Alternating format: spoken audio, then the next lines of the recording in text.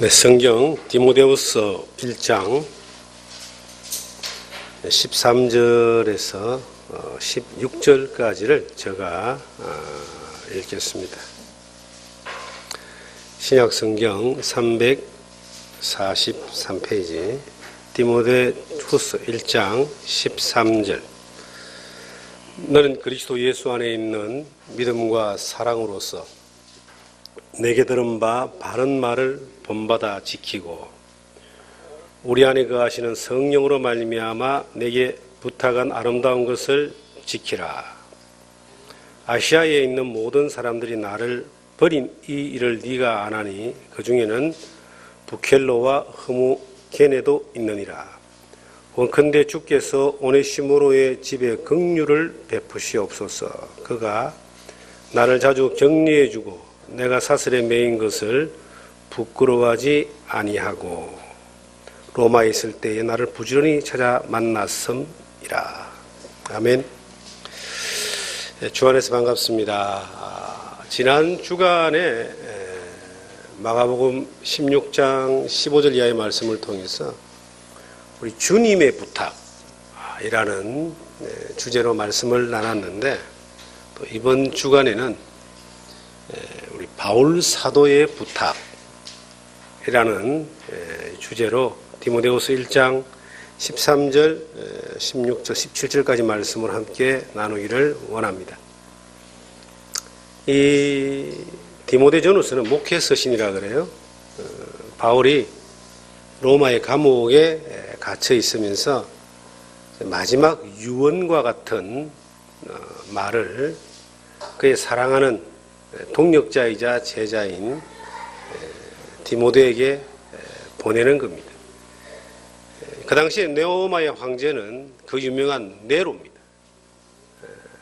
네로라고 하는 황제가 기독교를 박해하는 극에 달했을 때에 이제 죄수의 신분으로 로마의 감옥에 갇혀서 육체의 생명이 다할 날이 이제 다 돼갈 때에 마지막으로 교회를 사랑하는 마음, 그리고 믿음의 동역자이자 제자이자 믿음의 아들이라고 하는 그 디모데에게 뭔가를 지금 유언을 하면서 부탁을 하는 거예요.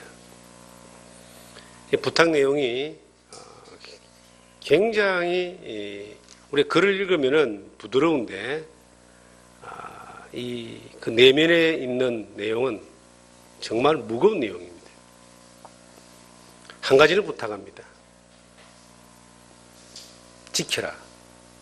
내가 네게 가르쳐 준 것을, 부탁한 말을, 전해준 말을 지키라. 하나님의 말씀을 지킨다라고 하는 것이 우리 입장에서는 쉽게 보이죠. 그런데 기독교 역사를 보면은 하나님 말씀을 지킨다라고 하는 것은 그렇게 쉽지 않았습니다. 첫째로는 외부로부터 오는 핍박과 박해를 통해서 엄청난 저항을 받으면서 이 믿음을 지킨다라고 하는 것은 예수님 당시에 또 사도시대는 생명을 걸어야 될 만큼 위험한 일이었습니다. 그런데 많은 믿음의 사람들은 이것을 지켰습니다. 두 번째로는 교회 안에서, 믿음의 공동체 안에서 하나님의 이 말씀이 인간들이 편한 대로, 사람이 편한 대로 자꾸 변질시켜 나가는 그런 변질되는 것에서 지켜라는 것입니다. 우리가 하나님의 말씀을 지킨다는 것은 크게는 두 가지 의미가 있습니다. 하나는 우리가 믿는 믿음을 변함없이 지켜나가는 겁니다. 그리고 순종해 나가는 겁니다.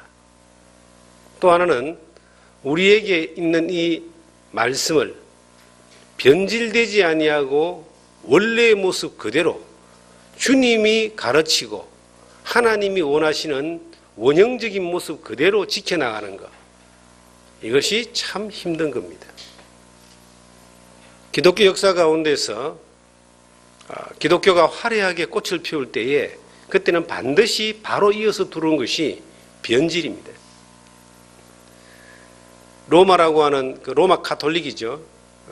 기독교 박해 이후에 콘스탄틴 그 황제로 인하여 이제 기독교가 국교화되는 그런 과정 가운데서 그렇게 되면 복음이 더 순전하게 잘 전해질 거라고 생각을 했는데, 놀라운 것은 기독교 역사 가운데 가장 큰 박해가 있었던 그 시대는 로마 시대가 아니라 로마 가톨릭 시대입니다. 로마 가톨릭이 세상 종교와 혼합되어지면서 그 혼합된 종교를 통해서 진리를 변질시켜 버렸습니다. 구원이라는 자체가 예수 그리스도를 믿는 믿음으로 은혜로 되는 그러한 진리가 아니라 로마 가톨릭에서 만들어진 그 프로그램대로 되어져야지만이 구원에 이를까 말까 하는 그러한 교리를 만들었습니다. 그런데 수많은 믿음의 진리를 깨달은 사람들이 그것이 잘못됐다라고 하고 그것을 따르지 않는 이유 때문에 로마 가톨릭 그 세력 가운데서 약 1000년이라는 그 로마 가톨릭 세력이 지나가는데, 순교, 믿음 때문에 순교당한 사람들이 통계에 나온 것만 해도 한 7천만 명 된답니다. 7천만 명. 통계에 없는 걸 따지면 뭐 1억 이상이 죽었다는 거예요. 그러니까 로마의 그 네로 황제나 기독교 국교와 이전의 시대에 순교당했던 사람은 로마 가톨릭의 시대에 순교당한 것에 비하면 세 발의 피도 안 된다는 거예요. 변질된 기독교가 얼마나 무서운 것인가라고 하는 것을 우리에게 보여주고 있는 겁니다. 지금 우리가 사는 이 시대는 어떨까요?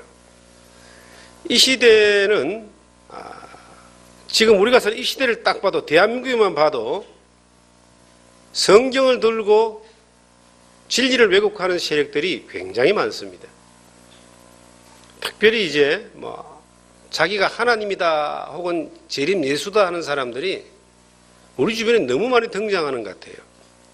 이미 그렇게 주장하다가 죽어서 이미 땅속에 묻힌 사람도 기독교 100년 우리나라 역사 가운데서도 허다합니다. 그런데 지금도 계속 등장하고 있습니다. 곧 골골하면서 죽을 노인도 자기가 영생을 한다 그러면서 자기가 하나님이라고 재림 예수라고 그렇게 떠들어대고 있습니다. 그런데 이상한 것은 수많은 사람들이 그것을 믿고 따른다라고 하는 거예요. 우리 이해가 안 가죠?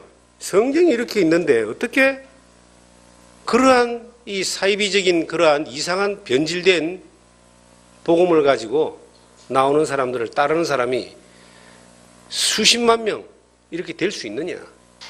가능합니다. 왜 그러냐면 성경을 변질시키면 되는 거예요. 그리고 믿음을 변질시키면 되는 겁니다. 그것을 계속 가르쳐서 세뇌시키면 그렇게 되는 겁니다. 공산주의라고 하는 것이 요즘은 공산주의가 그렇게 이념상으로 지금 우리에게 크게 위협적인 존재로 오지 않습니다. 왜냐하면 공산주의가 이미 망해버렸기 때문에. 그런데 지금부터 50년 전, 60년 전에 공산주의가 팽창할 그 시대에 공산주의 그 이론이 수많은 사람들을 매료시키고 수많은 지식인들을 그쪽으로 전향을 시켰습니다. 그런데 공산주의 이론을 쭉 보면은 나쁜 게 별로 없어요. 지상에 유토피아를 만든다는 겁니다. 그런데 그것이 어디서 나왔냐 그러면은 성경을 바탕으로 한 이론입니다. 근데 수많은 사람들이 매료되잖아요. 그리고 사상화되고 세뇌화되어서 그것 때문에 목숨을 걸거든요. 우리가 사는 이 시대에 하나님의 말씀을 지킨다라고 하는 것은 굉장히 중요한 거예요. 첫째는 내가 믿는 믿음을 지키기 위하여 타협하지 않는 것이 중요한 것이고, 둘째는 변질될 수 있는 수없이 많은 그런 요소에 대해서 우리가 넘어가지 않고 속지 않는 것. 이것이 얼마나 중요하냐. 우리가 신앙생활하면서 어떤 위대한 일을 하는 것보다 더 중요합니다. 지금 우리 시대에 굉장히 고차원적인 그러한 믿음을 가지고 하나가 또 등장을 합니다. 제가 위협을 느낍니다.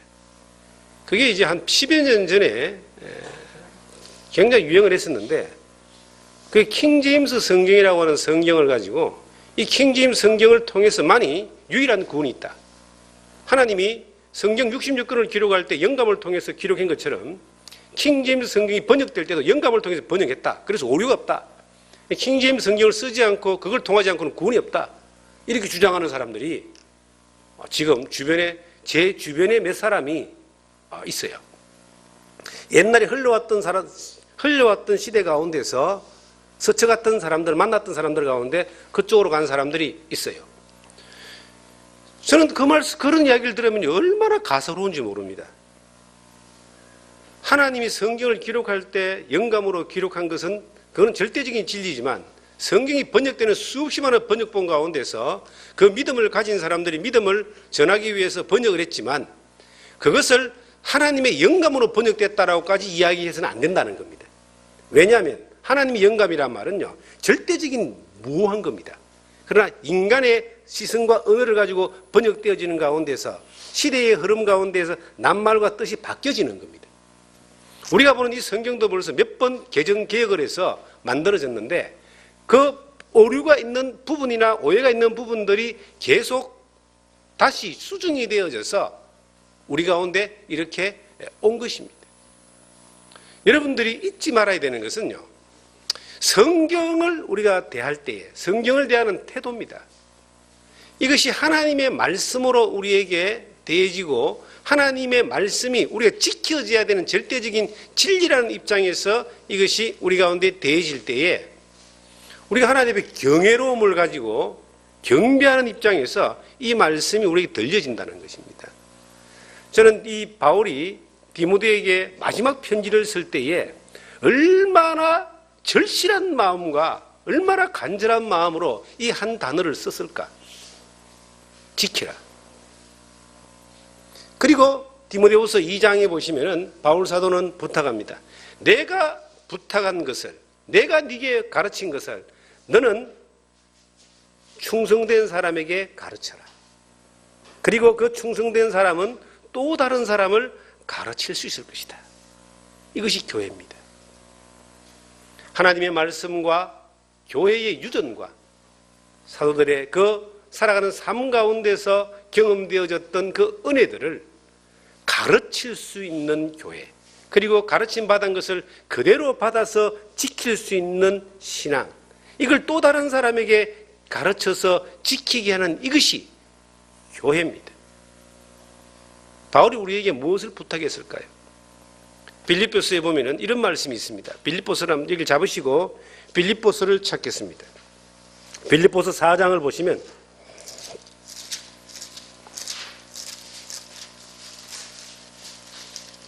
4장 9절입니다.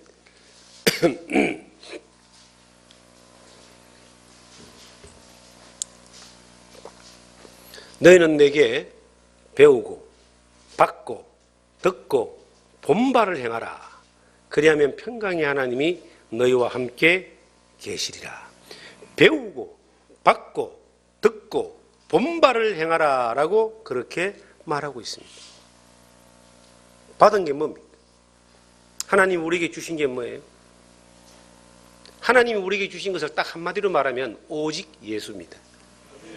성경 전체가 한마디로 말하면 예수님밖에 없다는 거예요. 우리의 구원자도 예수님밖에 없고, 우리를 천국 인도하는 분도 예수님밖에 없고, 우리의 기도를 받으시고 응답하게 하시는 분도 예수님밖에 없고, 우리의 살아가는 삶의 목적도 예수님밖에 없다. 이것이 우리가 받은 겁니다. 길이요 진리요 생명이신 예수 그리스도 외에 다른 것이 우리의 믿음의 대상이 되거나 믿음의 내용이 된다는 것은 그것은 참으로 위험한 겁니다. 기독교가 뭡니까? 예수 그리스도가 구원자, 예수님 외에는 길이 없다는 것을 믿고 내가 믿어진 그 예수 그리스도를 따르는 것이, 그것이 기독교고 기독교인인 거예요.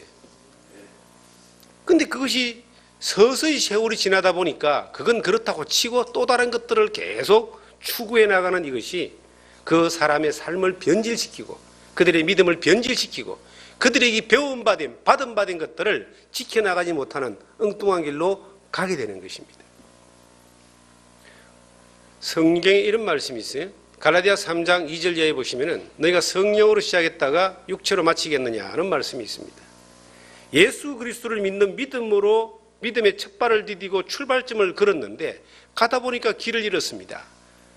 그 살아가는 삶의 모든 방향이 성령이 원하시고 예수 그리스도가 우리에게 주신 것을 떠나서 육체에 요구하는 것들을 쫓아갑니다. 물론 갈라디아에서 말하는 것은 율법을 통해서 거룩해진다라고 하는, 구원받는다라고 하는 그 이단적인 잘못된 율법주의적인 교리를 바탕으로 그 말씀을 했지만은 우리의 삶을 보면은요, 성령으로 시작했는데 믿음의 결국 영혼의 구원이라는 그 영생을 쫓아서 가는 것들이 우리의 삶의 목적이고 그것을 이루었다라고 따라서 믿는 믿음으로 사는 것이 우리의 삶의 고백인데, 살아가는 삶의 모습은 점점점 이제 변해가는 겁니다.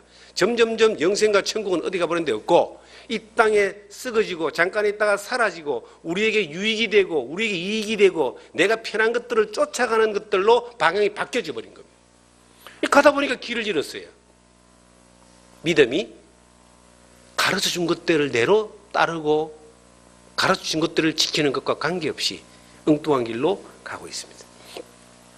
요한복음 6장에 유명한 말씀이 있습니다. 예수님 물고기 2마리와 떡 5덩어리로 5,000명을 먹였습니다.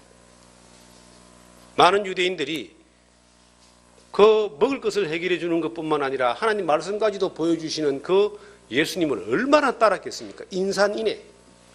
정말 끝이 보이지 않을 정도로 사람들이 예수님을 따랐습니다. 그런데 다음 끼니가 됐는데 예수님이 밥을 안 주네요.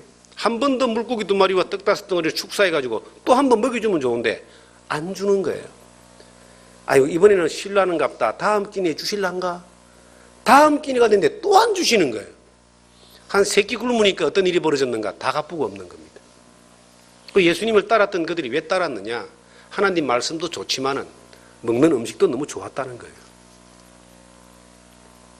먹어보지도 않았던, 정말 한 번도 맛도 못 봤던, 듣고 보지도 못했던 물고기 2마리와 떡 5덩어리를 5,000명을 먹이고 12바구니를 남겼던 그 놀라운 기적의 현장에 있었던 사람이 불과 흩어지는 데는 하루도 안 걸렸다는 겁니다.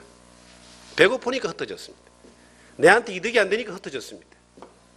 내한테 유익하지 않으니까 가버린 겁니다.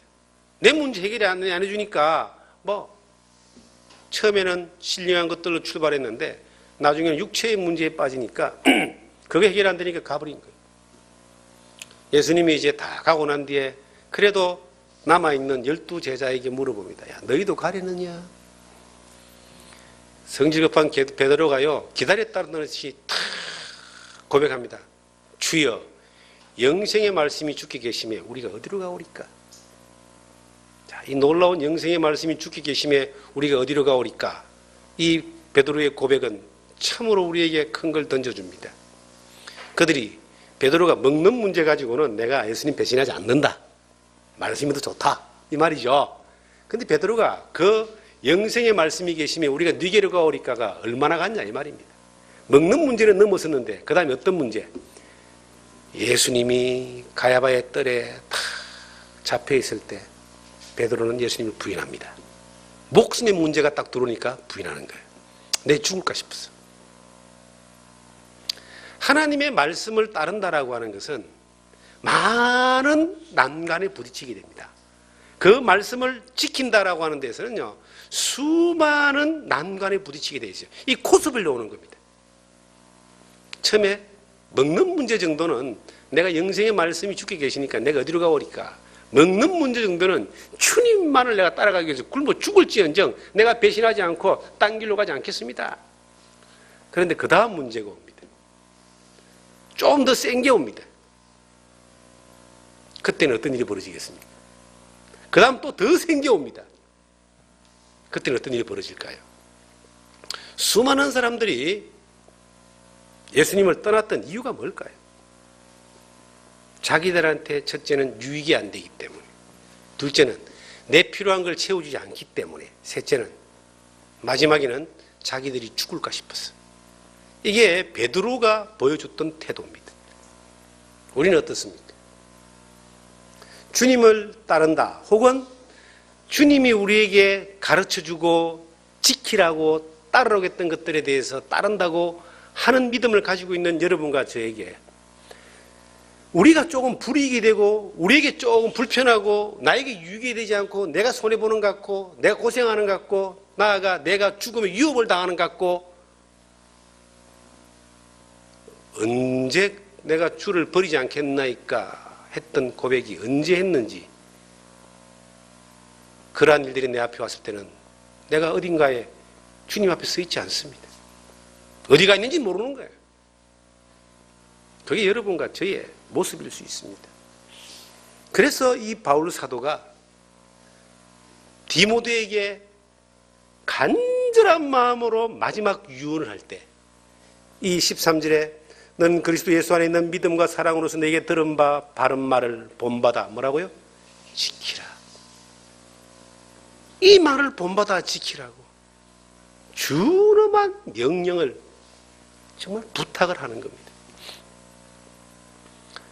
바울 사도가요 아시아에 복음을 전했습니다. 그런데 이 말을 쓸 때에 바울 사도가 어떤 심정이었는가? 자기 옆에 아무도 없었던 거예요. 바울 사도가 참 외로웠던 것 같아요. 좋고 편할 때는 수많은 사람들이 따랐지만 어렵고 힘들고 감옥에 들어가 있으니까 다 가고 없는 겁니다. 골로새서에 보면 그런 말이 있잖아요. 마가는 갔다가 왔고 데마는 있다가 또 가버렸고 누가만 내 옆에 있다. 근데 이때는 누가도 어디 가고 없었는 것 같아요. 이 마지막 이 순간에는 아마 바울이 신분을 보냈나 보죠. 어디로 가서 뭘 전해라고. 그때는 통신수단이 없으니까 뭔가를 전하려면은 편지를 써서 전하려면은 사람이 가야 돼요. 그런데 여기에 바울 사도가 그 마지막 감옥에서 있으면서 서운한 마음을 하나 기록해 놓는 거예요. 그 밑에 한번 볼까요? 15절에 보니까 아시아에 있는 모든 사람이 나를 버린 이 일을 네가 안 하니 그 중에는 부켈로와 흐모게네도 있느니라. 바울이 감옥에 가 있을 때 아시아에서 예수 믿는다고 따랐던 수많은 사람들이 한 명도 없고 다 가버리고 없었다 이 말이에요. 바울이 그 자유인으로 있고 많은 것을 가르칠 때 얼마나 많은 사람들이 바울을 따르고 함께 했습니까? 그런데 감옥에 있으니까 다 가버리고 아무도 없다. 그 가운데 두 사람이 나오네요. 부켈로와 흐모게네는 어떤 사람이었을까? 바울과 정말 친밀하게 지내고 바울과 동역하고 바울의 모든 일을 감당하고 바울과 함께 내가 목숨이라도 버리면서 주를 위해 살겠다고 했던 사람일 겁니다. 그러니까 이름이 또 기록되어 있겠죠. 별로 중요하지 않는 사람, 의미 없는 사람, 있으나 말까 하는 사람 같으면 여기에 이름이 기록되어 있었겠느냐 이 말이죠. 아주 중요한 사람이에요. 그런데 그들도 없다. 아시아 사람들, 바울이 복음을 전했던 사람들입니다. 이 아시아라고 하는 것은 핍박과 고난과 괴로움과 위협을 당하면서까지 온 힘을 다해서 복음을 전하고 세웠던 교회와 그 가르쳤던 사람들. 바울은 가르치는 것을 좋아했습니다. 바울 주위에는 늘 배우는 사람들이 있었습니다. 그런데 그들마저도 그 중에 아주 유력했던 사람 이 부켈로와 흐모게네가 가버리고 없다. 바울이 서운해서 이걸 썼을 겁니다 아마. 저는 이 바울 사도만큼 사랑을 많이 강조하고 사랑을 많이 이야기했던 사도가 없을 겁니다. 사랑의 사도인 요한보다 더 많은 부분을 사랑을 이야기합니다.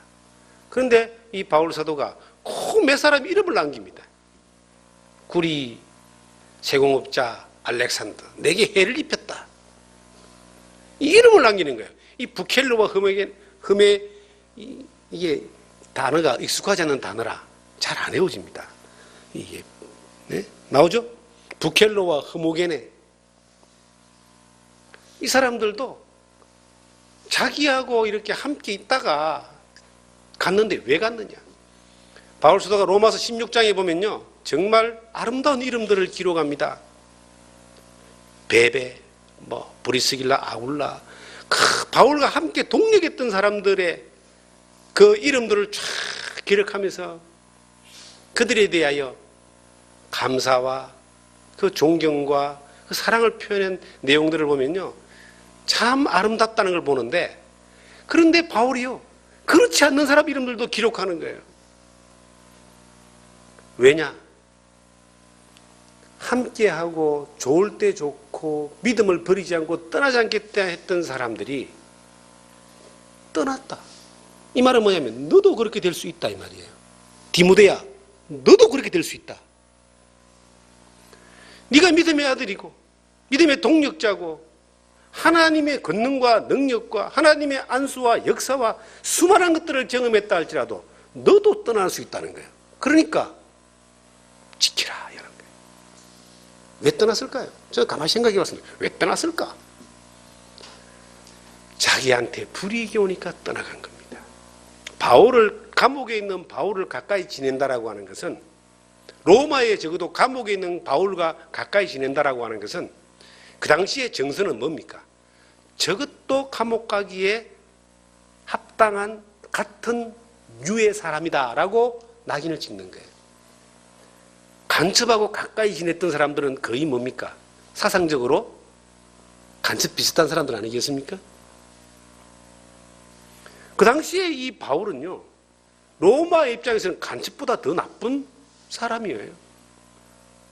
그러니까 그하고 가까이 지내고 친하게 지내고 왔다 갔다 하면요, 쟤도 죽을 날이 얼마 안 됐다라고 하는, 잡혀가도 아무런 문제가 없다라고 할 정도의 낙인이 찍히니까 사람들이 내 생명의 위협을 느끼니까 다 떠나간 겁니다. 내게 불이익이 오니까 떠나가는 겁니다. 만약에 바울이 감옥에 있지 않고 로마의 유력한 이 자리에 있었다면, 집정관이나 아니면은 귀족이나 이러한 자리에 있었다면은 바울 사도를 사람들이 떠나갔겠습니까? 떠나가기는커녕 구름대처럼 몰려왔을 겁니다. 왜 떠나갔느냐? 내한테 불이익이 올 것 같으니까, 내가 손해볼 것 같으니까, 그거 붙어 있어봐야 내한테 도움되는 거 없으니까. 요한복음 6장에 예수님을 떠나갔던 그 수많은 사람들이나 지금 로마의 감옥에 있는 바울을 떠나갔던 이 부켈로와 흐모게네와 아시아의 수많은 사람들이나 똑같은 거예요. 그런데 이 성경을 이렇게 편지를 쓸 때, 바울이 디모데에게 이걸 쓸 때 여기에 담겨있는 또 다른 하나의 언어가 뭐냐? 너도 그렇게 될 수 있다, 이 말입니다. 이 말씀을 전하는 저도 그렇게 될 수 있습니다. 저는 이 복음을 전하고 신앙생활을 하고 목회를 하면서 수많은 사람들과 함께 동역을 하고 또 가르치기도 하고 함께 해오기도 했습니다. 열정을 가지고 좋을 때, 화려할 때, 뭔가 보일 때는 많은 사람들이 몰려옵니다. 그리고 그들은 고백합니다. 절대 주님을 배신하지 않겠습니다. 절대 일을 포기하지 않겠습니다. 절대 떠나가지 않겠습니다. 절대 함께 하겠습니다. 절대 신뢰를 지키겠습니다. 필요할 때는. 그런데 자기들에게 뭔가 불편함이 오고 이익이 오지 않고 앞이 보이지 않고 어려움이 오고 혹은 불이익을 당한다고 생각하면은 그때는 정말 바람 앞에 먼지 한 줌이 확 날아가는 것처럼 다 날아가 버리고 없습니다. 왜 그럴까? 예수님에게도 그랬고 바울에게도 그랬고 우리의 삶 가운데 그런 일은 허다하고 나도 그럴 수 있다는 겁니다. 그래서 믿음을 지킨다라고 하는 것은 주께서 심지가 견고한 자를 평강에서 평강으로 인도한다. 심지 뿌리가 견고한 사람. 복 있는 사람은 시냇가에 심은 나무와 같이, 이 시냇가에 심은 나무는요, 뿌리가 강 쪽으로 뻗어져 있기 때문에 어떤 가뭄이 와도 넘어지지 않습니다. 그리고 어떤 태풍이 와도 뿌리가 깊숙한 것은 뽑히지 않습니다. 주님 앞에서 내가 네게 부탁한 것을, 가르친 것을 지키라. 이 지킴이 인내하고 어떤 상황 가운데서 내게 불이익이 온다 할지라도 감수하고 목숨이 달아나는 상황이 온다 할지라도 순교하는 상황이 온다 할지라도 변하지 않는 믿음으로 있는, 이것을 지키라고 하는 그 단어 안에 들어있는 하나의 숨겨진 언어입니다. 여러분, 신앙을 지킨다는 게 쉬운 줄 아십니까? 요즘은요, 신앙을 조금 깊이 있게 지키면은 타협하지 않고 주님만 바라보고 믿음 안에 나가고, 그리고 어떤 사람의 요구와 세상의 요구에 귀를 기울이지 않고 나가면요, 사람들은 고집이 세다 그럽니다. 바로 그렇게 나옵니다. 집 밖에 모른다, 교만하다, 그렇게 나옵니다.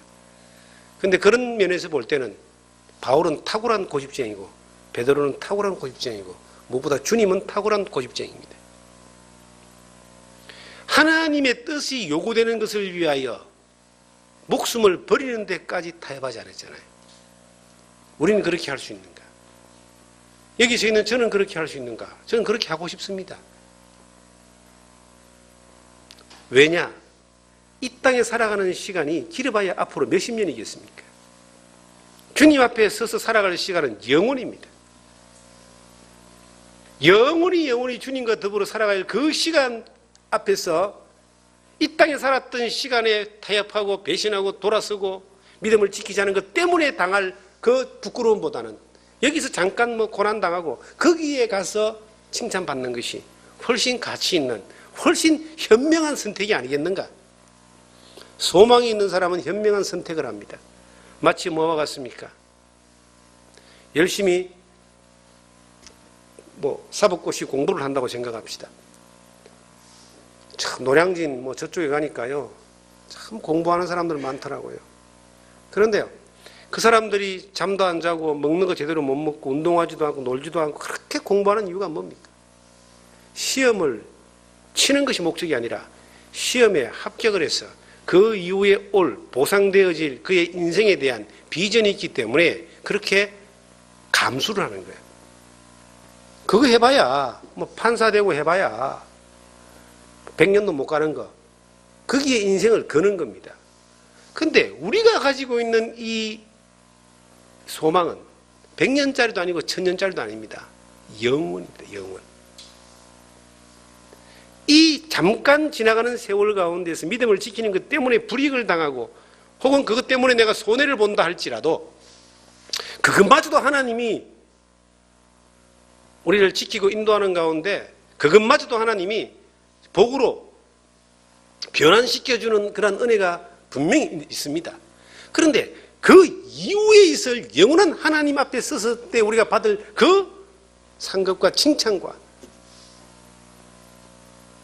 그 주님을 대면했을 때에 우리가 주님으로부터 오는 이 은혜, 이것들을 생각할 때에 감수할 수 있지 않느냐. 저는 이 원주서 복음을 전하면서요, 정말 젊은 사람들 가운데 많은 사람들이 함께 와서 배우고 가르치고, 어떤 사람들은요, 내가 이 목사님과 함께 이 강원도 복음을 전하는 일을 위해서 이 강원도 땅에 뼈를 묻겠다, 그걸 다짐처럼 수없이 이야기했는데 어느 날 어려워지니까, 힘들어지니까, 또 자기가 살아가는 삶 가운데서 그 환경적으로 궁핍해지니까 온데간도 없이 전화기도 그냥 바꿔버리고 야반 도주에서 이사 가버린 사람들이 있습니다. 처음에 이해를 못했습니다. 어떻게 자기가 뱉은 말을, 하나님 앞에 서원한 말을 저렇게 버릴 수 있을까? 저는 요즘은 이해를 합니다.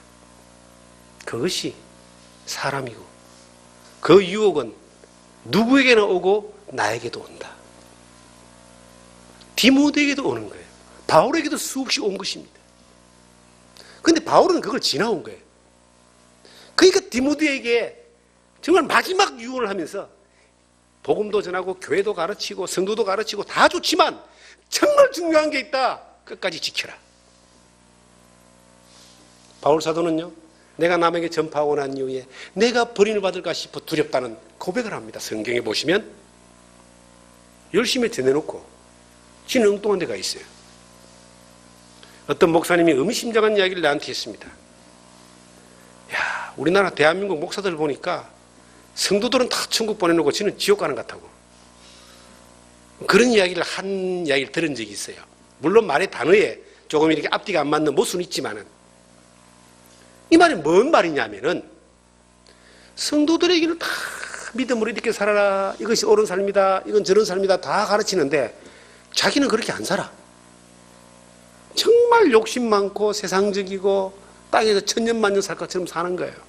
그러니까 그런 말을 이제 고백 삼아 하는 이야기를 제가 들었습니다. 바울 사도는 자기가 로마의 감옥에 있는 것 자체가 믿음의 간증입니다. 주님이 그를 그곳에 가게 했잖아요. 바울이 그곳에 가고 싶었겠습니까? 저는 바울이 가고 싶었다라고 말할 수 있을까?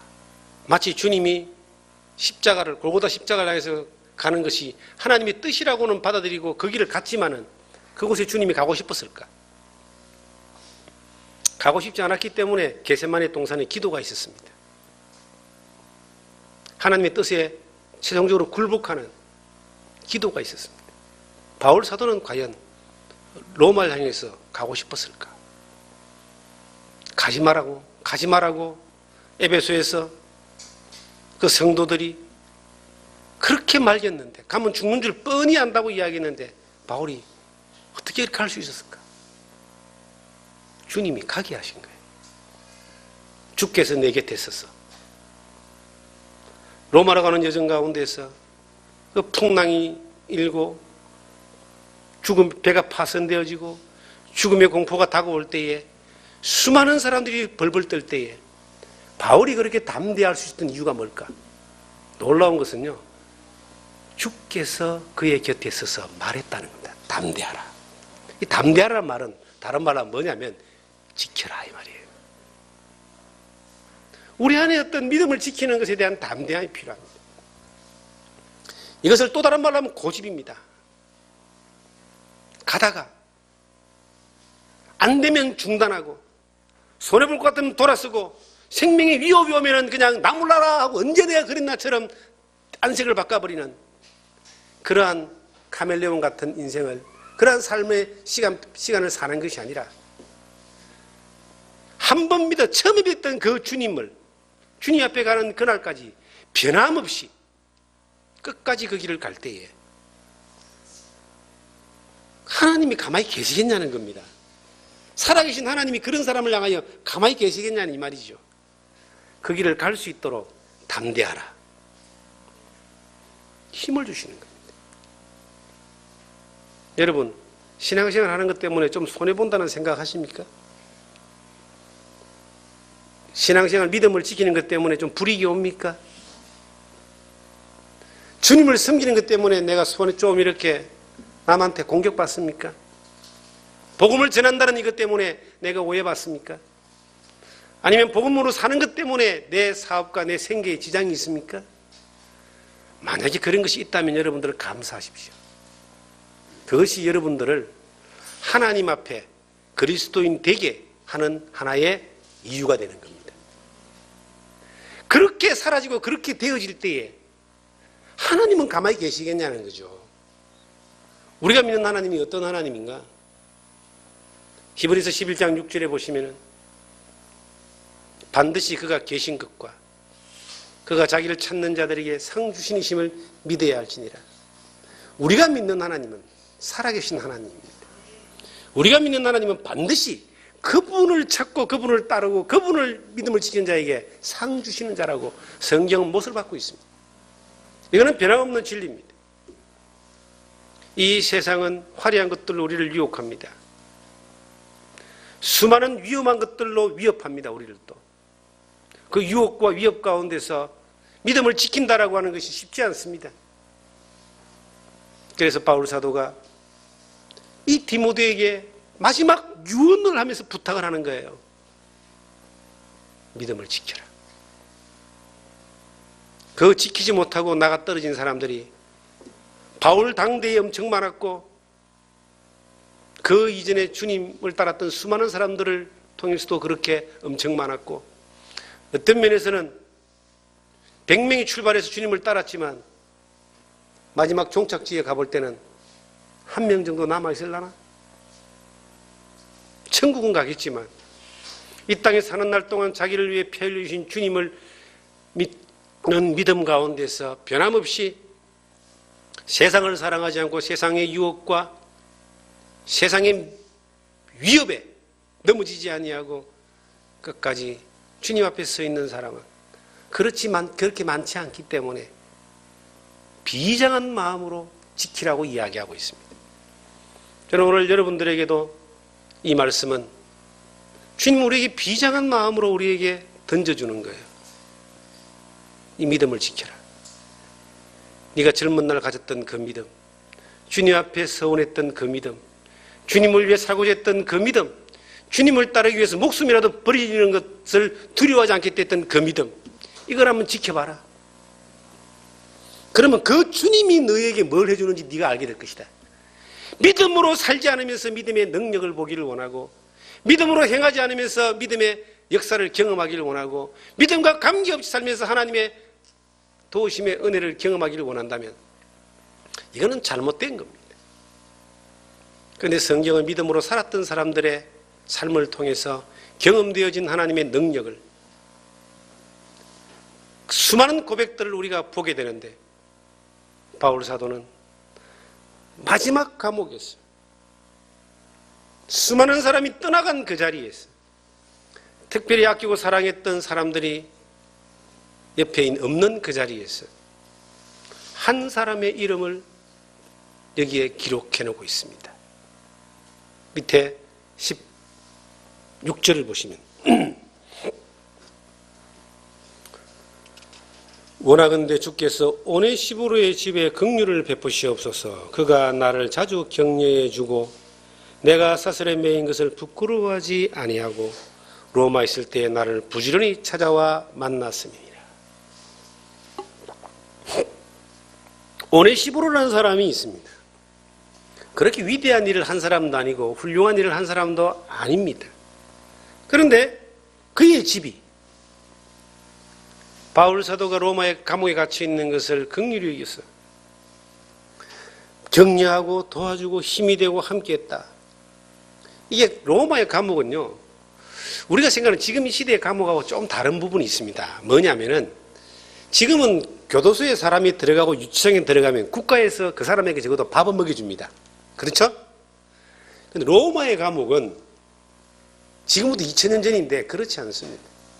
감옥에 들어가면 누가 밥을 챙겨줘야 되느냐 하면은 로마 국가가 챙겨주는 것이 아니라 그 감옥에 갇힌 사람의 가족이나 친구나 친척이 밥을 챙겨줘야 되는 거예요. 옷도 챙겨줘야 되는 거예요. 요즘 감옥 가면 제수복을 주잖아요. 거기는 제수복도 안 주는 겁니다. 그냥 뱅개 쳐놓고 갈아 놓는 겁니다. 그러면 누가 바깥에서 도와주지 않고 챙겨주지 않고 보살피지 않으면 그 사람은 감옥에서 머지않아 죽는 겁니다. 그런데 다 가쁘고 없는데 나는 바울을 만나면 같은 류의 사람이라고 낙인 찍혀서 위협당하고 죽을 줄 모르기 때문에 아예 근접도 안 하는데, 이 오네시보로라고 하는 이 사람은 무슨 배짱인지 로마의 감옥에 있는 바울을 자주 찾아가고 자주 격려하고 섬기고 필요를 채워주고 했다. 바울 사도가 이런 사람이 있었기 때문에 로마의 감옥에서 그의 사역 가운데 가장 위대한 일을 합니다. 바울은 로마의 감옥에서 제수의 입장으로 있을 때에 정말로 2000년 교회 역사 가운데서 가장 위대한 일을 하는 거예요. 뭘 하느냐? 서신서를 기록합니다. 에베소, 빌립보, 골로새. 옥중 서신이라 그래요. 이 디모데전서. 감옥에서 하나님의 말씀을 받았어. 적어서 보낸 것이 지금 우리가 보고 있는 성경입니다. 그가 만약에 로마 감옥에서 사슬에 매여 있었다 그래요. 사슬에. 에베소서 6장에 보면 그런 나오죠. 사슬에 매여 있다. 사슬에 매여서 발이 사슬에 매이고 아마 손도 사슬에 매이지 않았겠습니까? 사형수니까. 그가 사슬에 매여서 성경을 쓸 때 피로 그 성경을 썼는데, 예수님 피로 우리를 구원했지만 바울은 피로 이 성경을 기록한 거예요. 피로 복음을 전했는데 거기에 이름 없는, 정말 유명하지 않는, 별로 한 일이 기록되지 않는 한 사람의 이름이 여기 기록된 오네시보로. 로마에서 그 일을 할 수 있도록 함께한 사람이 있었다.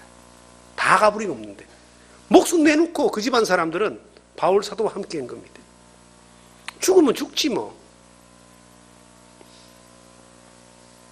바울을 지켰고 믿음을 지켰고, 아마 디모데는 목회하는 것 때문에 그 먼 거리에 로마까지 올 수 없었기 때문에 그 옆에 없었습니다. 요즘같이 뭐 전화 한 통으로 다 대화할 수 있고 소통할 수 있으면, 또 교통이 좋았으면 그곳에 디모데는 아마 갔을 겁니다. 디도도 아마 갔을 겁니다. 그런데 각자의 자리에 또 목회를 하고 거리가 머니까. 그런데 거기에 유독 한 사람 이름이 있다. 오네시모로. 여러분, 이 사역은 항상 바울 사역도 그렇고 예수님 사역도 그렇고 동역자가 함께 있습니다. 여러분들은 누군가에게 이 믿음의 여정 가운데서 끝까지 주님 앞에 가는 데까지 함께 갈 수 있는 누군가에게 여러분들은 오네시모로가 되기를 바랍니다. 내 이익을 쫓아가는 사람이 아니라, 내 필요를 쫓아가는 사람이 아니라 믿음 안에 신뢰하고 함께하고 지켜갈 수 있는 그러한 사람이 되기를 원합니다. 내가 조금만 힘들고 조금만 귀찮으면 사람들은요, 내한테 조금 불이익이 오고 내한테 조금 어려움이 온다면 사람은요, 관계를 멀리 하려고 합니다. 떠나려고 합니다. 며칠 전에 어떤 사람하고 전화가 왔습니다. 여러 가지 어려운 일들을 상담을 하고 또 성경적으로 조금 알고 싶은 것들을 문의를 했습니다. 제가 그분에게 저희 교회에서 말씀을 듣고 복음도 깨닫고 신앙생활은 가족이 다른 교회에서 하고 있었는데, 제가 한 2년 만에 통화가 됐기 때문에 신앙생활 잘하고 있냐 물어봤습니다. 목사님 아시잖아요. 잘 모르는데요. 그 사람은 적은 교회보다는 큰 교회를 가고 싶어 했던 사람입니다. 그래서 우리 교회에서 예수를 믿고 복음을 듣고 구원을 받고 했지만 가족들이 원주에서 제일 큰 교회를 나갔어요. 그런데 원주에서 제일 큰 교회가 문제가 생겼습니다. 목사가 이제 후임으로 와가지고 젊은 목사가 잘 하다가 이게 당회하고 문제가 생겨가지고 이게 주일마다 전쟁이 벌어지는 거예요. 어디 가면 다 알 겁니다. 원주 제일 장로교회라고. 거기는 정말로 뭐 돈이 흘러 넘치는 교회입니다. 교육관을 수십억 들여짓는데 성도들이 헌금이 아니라 모아놓은 돈과 지을 정도로 굉장히 단단한 교회입니다. 그런데 이제 전쟁이 한 2년째 지금 붙고 있는 겁니다. 우리 교회 제가 그 교회 나가는 거 알죠? 그 교회 지금 문제 많은 거 압니다. 그래서 교회 옮겼습니다. 아, 그러셨어요? 어느 교회 나가십니까? 두 번째로 큰 교회로 나갔습니다. 근데 거기서 또 옮겼습니다. 그것도 가니까 또 뭐 문제가 또 좀 있더라고요. 그래서 세 번째로 큰 교회 지금 나갑니다. 아, 그러시냐고. 가족들하고 신앙생활 잘 하시라고. 뭐 할 말이 없잖아요. 그의 기준은 큰 교회니까. 그러면서 몇 가지 여러 가지 이제 뭐 이야기하는 걸 제가 상담을 해드렸습니다. 가만히 보면서 이런 생각을 했어요. 저게 사람이다. 큰 교회를 선택한 이유가 뭐냐라고 물어보니까 거기는 주일학교도 잘 되고 있고 아이들도 잘 가르치고, 주일학교 잘 되고 있고 아이들이 잘 가르치는 그곳에 가가지고 그럼 계속 있지 왜 옮겼냐. 그곳에 가니까 주일마다 뭐 목사하고 장로하고 싸우고 막 그러니까 마음이 힘들어서 옮겼다. 이곳에 가니까 또 내한테 불편한 것이 또 옮겼다. 그럼 지금은 굉장히 좋다는 거예요. 지금 굉장히 좋은데 또 불편하면 어떻게 될까요? 또 옮기겠죠. 여러분, 이 믿음이라고 하는 이것이 주님 앞에 다 뿌리를 내리고 있고요. 하나님이 우리 가운데서 주신 그 믿음의 뿌리 가운데 다 내리고 있고, 그 믿음을 지키고 따라가면요, 내가 있는 그곳에서 하나님 역사가 나타나고 은혜가 나타나고 하나님 우리를 쓰시는 그런 놀라운 일들이 나타나는 겁니다. 근데 그것이 아니고 기준이 다른 데가 있습니다.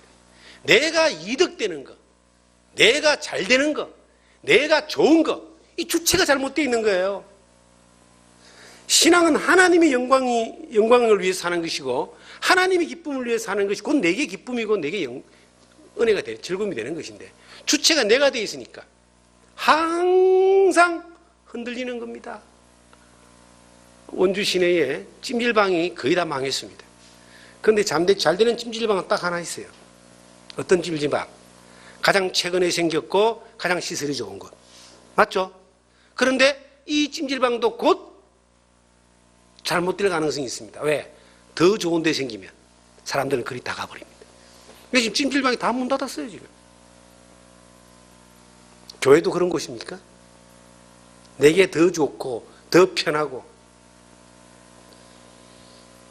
사람들은 이 교회가 무슨 찜질방처럼 더 좋은 시설, 더 유익한 것을 쫓아가는 데에 길들여져 있습니다.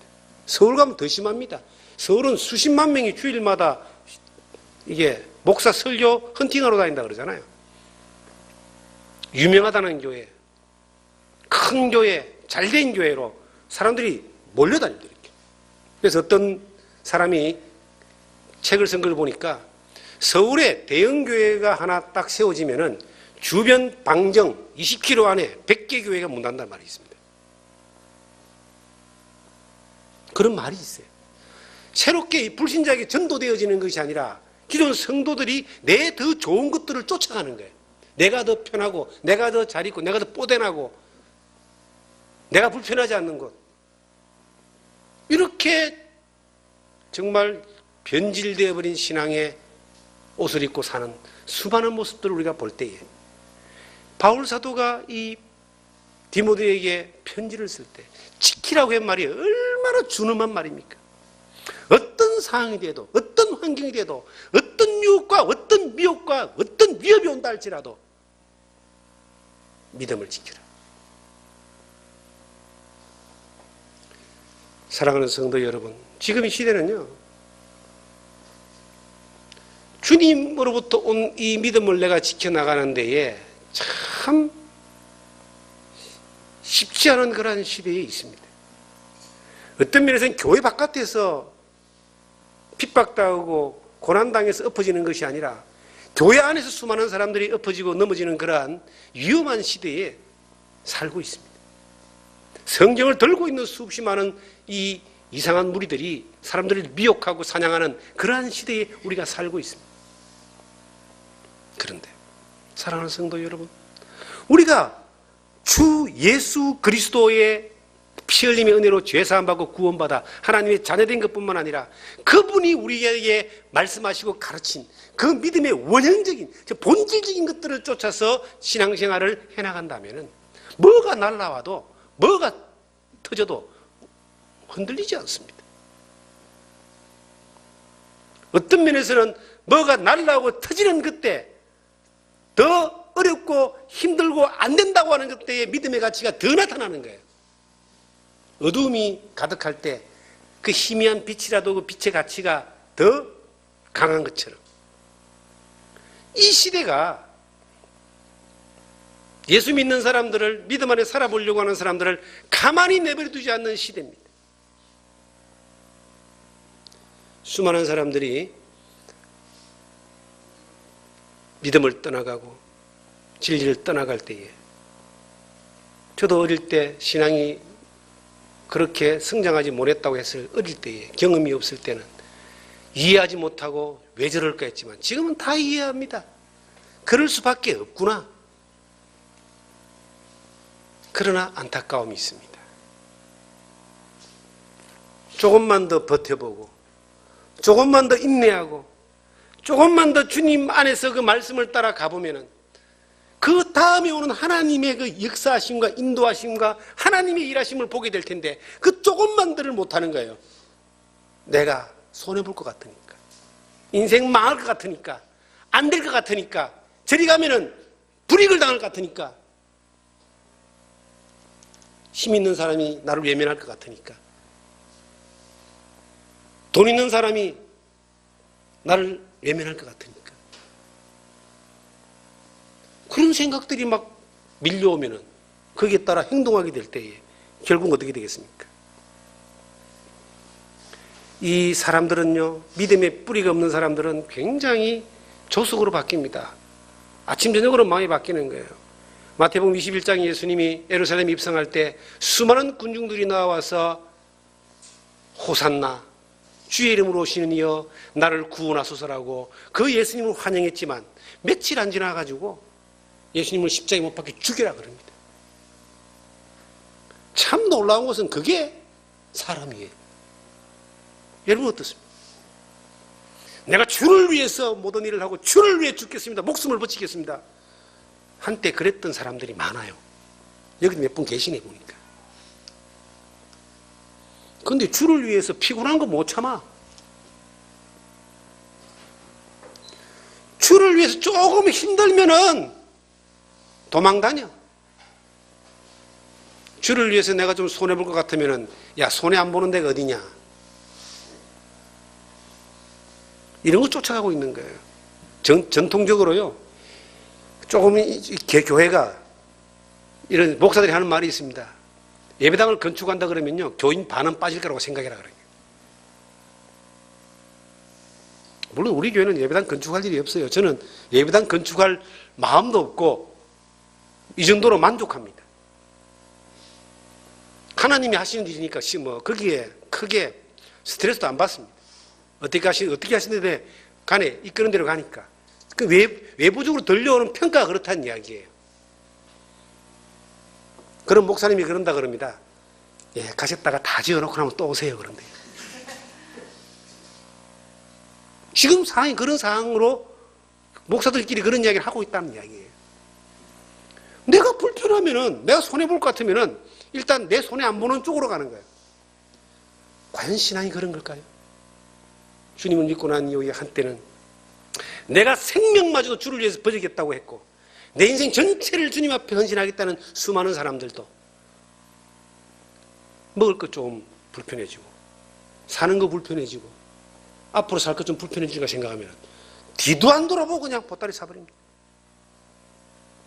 이러한 때에 지금부터 2000년 전에 바울은 디모데에게 정말 애정과 사랑을 담아서 그에게 마지막 유언의 편지를 쓸 때 부탁을 할 때 아름다운 것을 내가 네게 부탁한 아름다운 것을 지켜라.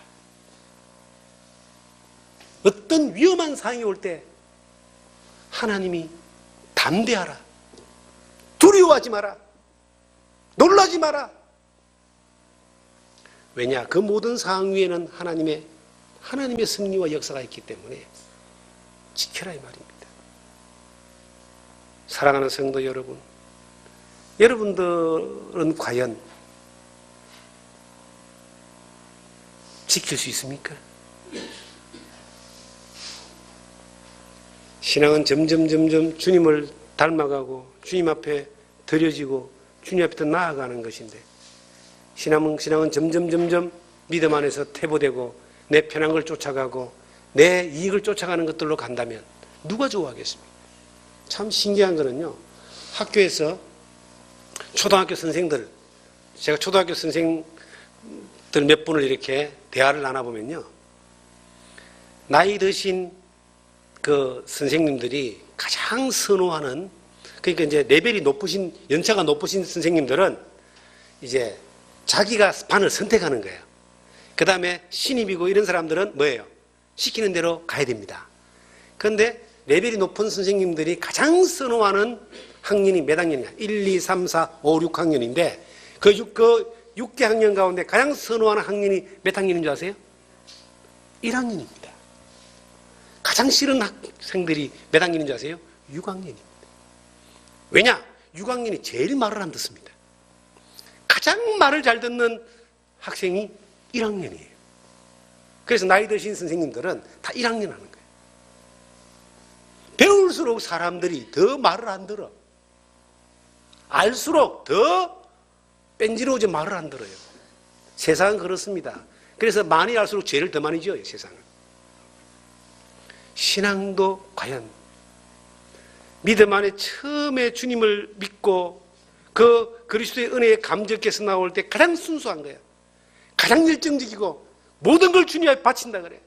근데 시간이 지나면 지날수록 주님 앞에 바쳤던 걸 전부 다 횟수하기 시작하는 거야. 다 지걸로 다 횟수하는 거야. 그런데 성경에서 가르치고 있는 믿음의 진리는 내 것을 다 전부 다 주님의 것인데 더 주님 앞으로 이렇게 내어놓는 이것이 자기를 부인하는 것이고 십자가를 따라가는 것이고 주님께 쓰임받는 길인데 그 거꾸로 가고 있는 겁니다. 그렇게 가다 보면은 믿음을 놓아버리는 겁니다. 우리도 정말 이 시간 주님이 우리에게 말씀하십니다. 내가 네게 분부한 아름다운 것을 뭐해라? 지키라. 그리고 이 여러분들이 지키는 것을 여러분들 자녀들에게 가르쳐 주십시오. 금방금방 가르쳐도 이 아이들이 행동이 안 바뀝니다. 그래도 가르치세요. 언젠가는 됩니다. 포기하지 마시고. 정말 이 위험한 시대에 우리가 받은 믿음의 본질적인 것들을 따르고 지키는 여러분과 제가 되기를 주님의 이름으로 축원합니다.